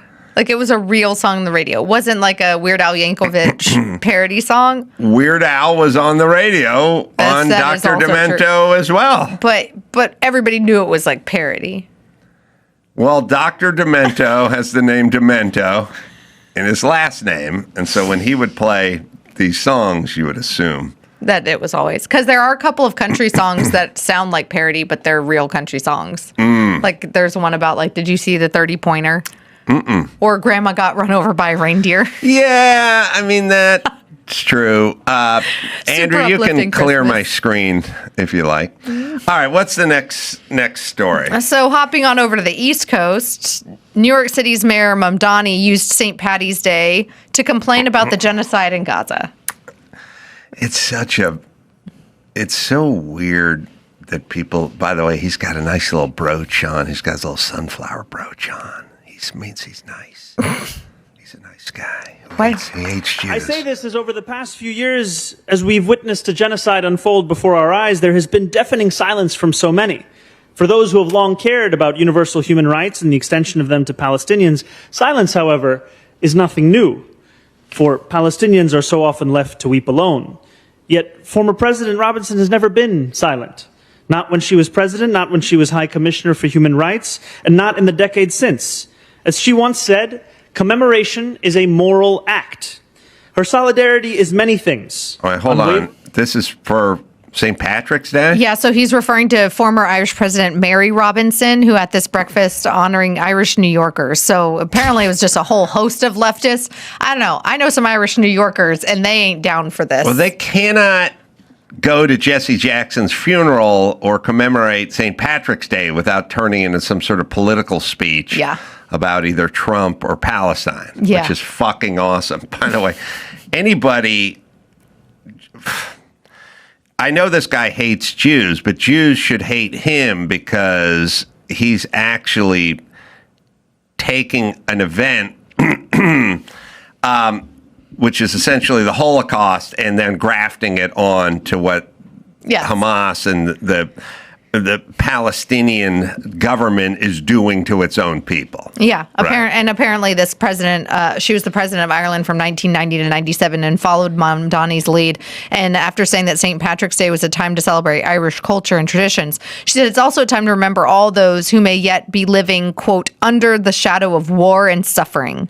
It is really interesting. I have some Irish friends that came over for St. Paddy's Day dinner at the Krauts house, actually. And there is a big correlation, I think, between a lot of Irish people that they feel because of the disenchantment with, the monarchy and everything that went down historically there, that they feel like a connection to the Palestinian cause. And I use air quotes because of I feel sympathy for the Palestinian people, but not. But that was England doing it to them. Yes. This wasn't. They view Israel as England, like the bad guy in this But situation. the difference between Israel, it's a big difference, and England was doing it to them. Israel's not doing. This is this be like the Irish blaming the Lucky Charms guy for destroying their life. Yeah, remember when 6 million Liverpudlians were put in a gas chamber? Jesus. No, literally, like it's fascinating though how the narrative. They love it. They love the They're narrative. fucking wrong. Here's what it is. Here's basically their worldview, and this is a problem, and this is why it can never be fixed. I'm going to paint a very clear picture. You have one house on the block, and that block and that house, the one house on the block, has a intact religious family who raises their kids properly, who mows the lawn, who paints the fascia. The dad works hard, the mom works hard, and they all eat supper together at the same time. Without screens. Without screens. You're describing the Krause house, Adam. They cook. Mama cooks meal. They say a prayer. And when they're done, they read. They read to the children. That's what they do. And they do not indulge in tobacco or alcohol or drugs. Then the latter. There's another house. Yep. That other house lets the kids run around in their dirty diapers, swears at each other, drinks, smokes, doesn't mow the lawn, and doesn't pick up the dog shit. Okay. And that house is a mess. Now, middle-aged white people and do-gooder Karens and all these other assholes from around the nation, they look at the two houses and they go, why is that one house doing so well and that other house is falling apart? And then they go, that house must be doing something bad to the house next to it. No, it's not that house. It's the people in the house. The people in the house, the Palestinians and the government and Hamas and all the warlords and all the terrorists you guys see fit to run your country, destroy your country, not the civilized country next to you. By the way, you know who wants you to get your shit together in your house more than anybody? Yeah. The guy living next to you. The nice house neighbor. Because he's tired of getting his outdoor furniture stolen by you. He's tired of his kids being punched by your kids. He's tired of your dog shitting on his lawn. He hopes very much that you get your fucking house together. That's what he hopes for you and for him, because he'd like a relationship where he could borrow a cup of sugar and you guys could come over and have a beer and a barbecue. He wants that world where your kids can play in harmony together. That's what the guy in the nice house wants. He hates the fact that you guys have ruined your house, but you fucking ruined it. You did it. And you're being enabled by these guys' friends who then get in positions of power, like the Squad and Ilhan Omar and these assholes. And every time they grab a mic, they start talking about the one house that's actually taking care of business on this whole block. Yep. And by the way, everyone on that block, known as the Middle East, is living in a ramshackle piece of shit house because they won't get their shit together. You understand? No notes. Fuck off. Thank you. Inspiring. It's also kind of emblematic of what's happening in Iran right now, too. It's everybody's like, well, wait, they're fine. Yeah. As they murdered tens of thousands of innocents in the streets. And Jesus Christ. Wake up, Whitey. Wake up. Oh, you can't call Mamdani Whitey. I guess you can call the former president of Ireland Whitey. She's probably really pasty white, too. They're letting all the, Europe's committing suicide. They're all idiots. You don't understand who these people are. They want you dead. They're suicidal, homicidal maniacs. Yep. Okay. Who want you dead. Okay. Wake up. And speaking of more fans. By the way, when's this going to stop? When they stop wanting you dead, then that'll stop. That's when it stops. I mean, that's what Dennis Prager has been saying for years, right? Jesus Christ. I know. Like, if Israel put their arms down, Israel would be destroyed. If Hamas put their arms down, then there could be peace in the Middle East. That's right. And maybe some Trump towers on the Gaza Strip. I don't know. That's right. That's right. All right. Speaking of people who love the woke narrative and SJP type crowds, a leaked teachers union K-12 training presentation railed against Trump administration and red state officials. This comes from Fox News. The National Education Association, also known as the NEA, which is one of the largest teachers unions in the country, with over 3 million members, conducted a training session last month with far left political messaging, according to a watchdog group. All teachers unions need to be disbanded. They need to be broken up. They have too much political power. They start calling the shots. They hurt the kids. They're a bunch of fucking crazy yentas run by, what's her name? Motherless, soulless, godless Roberta Weintraub, or whatever her name is. Oh, no, you're talking. Yes, yeah. I know who you're talking about. The lady during COVID. Yes. Who was literally sending notes to the Biden administration about what the teachers wanted to do, and then they just went off of that instead of data. Randy Weingarten. Randy Weingarten. I knew it would come to me. Yes. All yes. right. Randy Weingarten. Is that who you want teaching your kids? Nope. A angry lesbian? Nope. Whose number one job is to have all her union employees go home and get paid while your kids just languish at home? Is that what you fucking idiots want? And don't learn how to read and write. The NEA training argued that the Department of Education is, quote unquote, now actively committed to violating civil rights. Okay, listen. You got to break up those unions. They want to protect vulnerable students, Adam. That's what they said. Yeah. They love the kids. They love the children. kids so much. They love to children. keep information about the kids from their parents. I love it. I know. They want to transition the kids and give them all just vote Democrat. So the teachers' unions apparently took issue with Trump administration's designation of Antifa as a terrorist organization. You know, people who wear masks and attack innocent people. Remember 10 minutes ago when Antifa didn't exist? Yeah. It was just an idea. So there is, according to them, the Klan is everywhere. But also doesn't exist. But Antifa doesn't exist. The Klan is everywhere. Antifa doesn't exist. How come every fucking time I turn on the TV set, I can see Antifa fighting with cops, but I never see the Klan fighting with cops? Like, I can find Antifa. I don't know where the Klan is. They would argue that the Klan is systemically involved in all of the decision making in the United States. There you go. Calling the shots quietly. Calling the shots. Right. The training made it clear that there's an importance of adhering to gender pronouns and the specified gender identity of students, saying that educators can and should address students the way that they want, regardless of whether their identity differs from school records. Christ. Should I go on? No, I mean, yeah, but it's so sad what happened to teachers and what happened to society. But it's the unions. Like, they used to be the best of us. Well, and the NEA, like other teachers' unions, have spent tens of millions of dollars funneling money to left-wing groups, with critics pointing to the number of students struggling with poor test scores at the exact same time. Right. Fox News Digital, of course, reached out to the NEA for comment, and they said no. Back in January, by the way, there was a whistleblower employee within the NEA who spoke out against the toxic politics inside the union's headquarters. Well, you can't listen. Every large group starts to tack toward the left, and it's kind of a weird thing. And there are probably examples in the defense industry or like engineering, the guys who build commercial buildings and stuff. Okay. If you have a business where you have to actually do shit, then you won't tack toward the left, because you have to think in a pragmatic way, which means you won't think, pronouns are neither here nor there. You're trying to build a dam, or you're a defense contractor, or you're building a bridge, or whatever that thing is.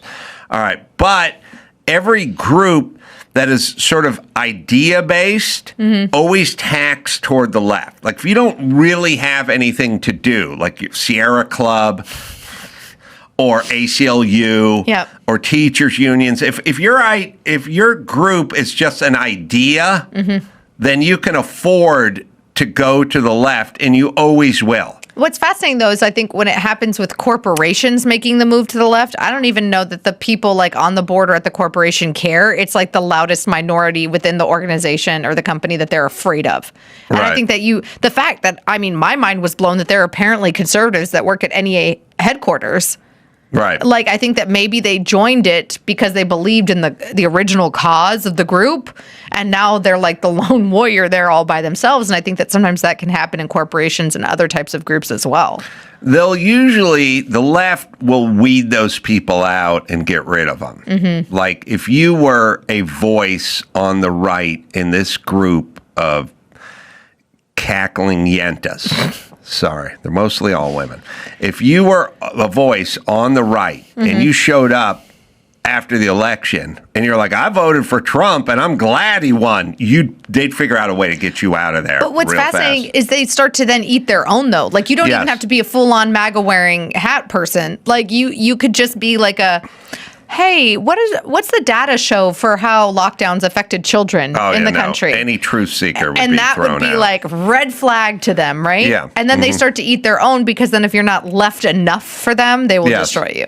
Yes. I heard a story the other day about somebody who had to do some type of work event, and somebody had recently changed their pronouns, but she went off of the pronouns that was like on the documentation. Uh-oh. And then the pronouns that she used got her in trouble, or they in trouble. Pronoun trouble. And then it was like a whole thing in the office of like, you didn't use my proper pronouns. And it was like, but these were the pronouns that I had on the HR documentation. I know.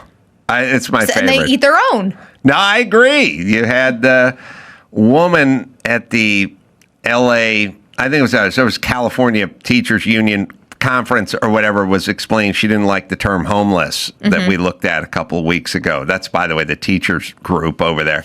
She wanted to say unhoused neighbor or whatever, and the guy was like, well, but it was on the sheet officially. Like, okay. We're not at a point where we're arguing with dumb people about nothing, is essentially, while the border's open and terrorists come floating in. And there's homeless people everywhere. Right, who are dying. And Yes. we're giving them clean needles because we think it helps them. Yes. Yeah. Okay. One more story. Oh, What do you goodness. got? Well, I mean, we're circling back to the song at the top of the CB segment. Savage? I mean, listen to this. This involves vehicles and gay voice.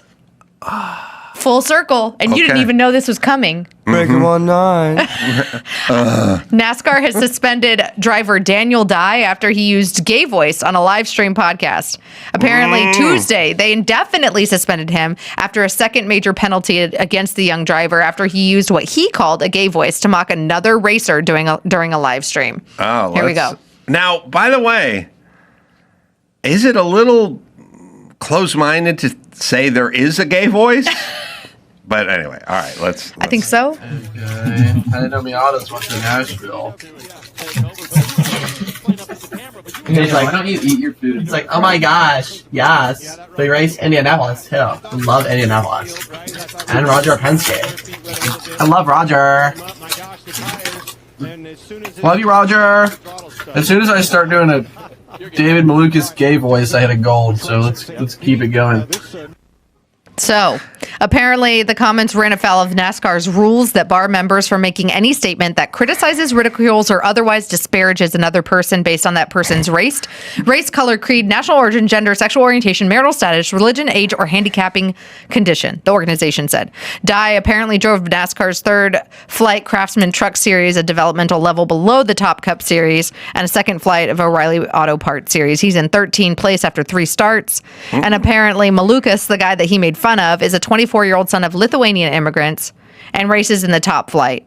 He apparently apologized on his social media and admitted fault over there. He said he chose his words poorly, and I understand why it upset people. I'm sorry who to cares? anyone who was offended. Nobody was offended. Not NASCAR. He They'd be also offended said- if there was a gay driver. He also said he needs to be a better friend to the community. Okay. The community. Yeah, he doesn't care. Okay, but here's the thing. We got to cut cage fighters, NASCAR drivers, and infantry soldiers some slack. You know what I mean? They go, that guy sounded like, he just got stepped out of an octagon. He just got kicked in the head. You know what I mean? Yeah. Like, these are folks that do stuff that we don't do. It's a completely different culture and community. We cannot, basically, they need their own N-word. Oh. Meaning? Like a 22-year-old NASCAR driver.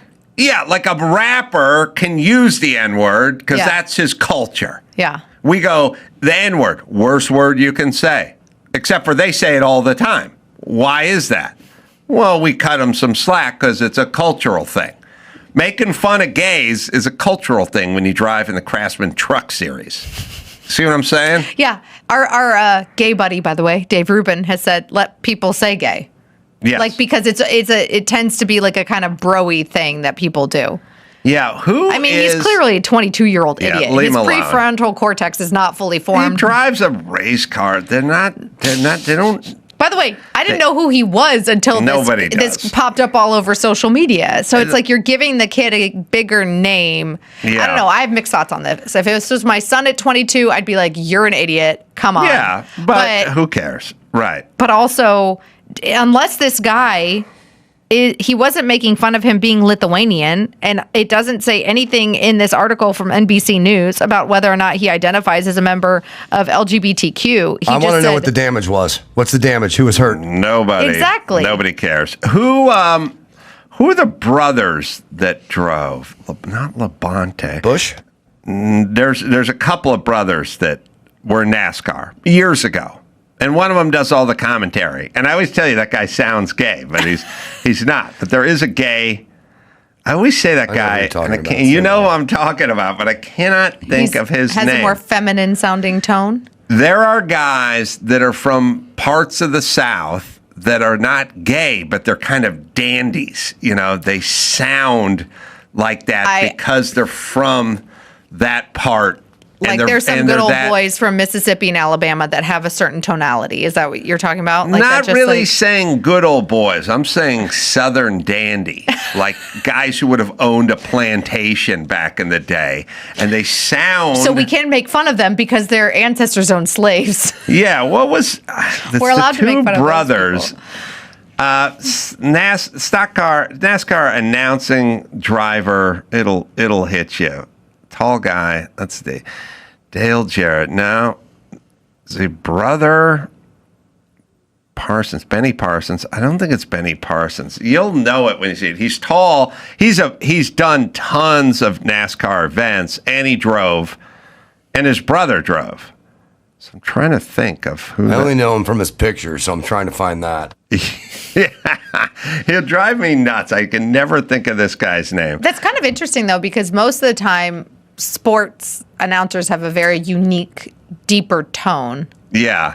And most of the time, women, because our voices are at a higher register, like I actually, not because I'm sexist or self-hating woman, but like there's not many women that I will listen to for a long period of time because there's a higher octave that is like less easy to listen to. So it's interesting that he ended up being like he can call the races because he has that kind of a voice.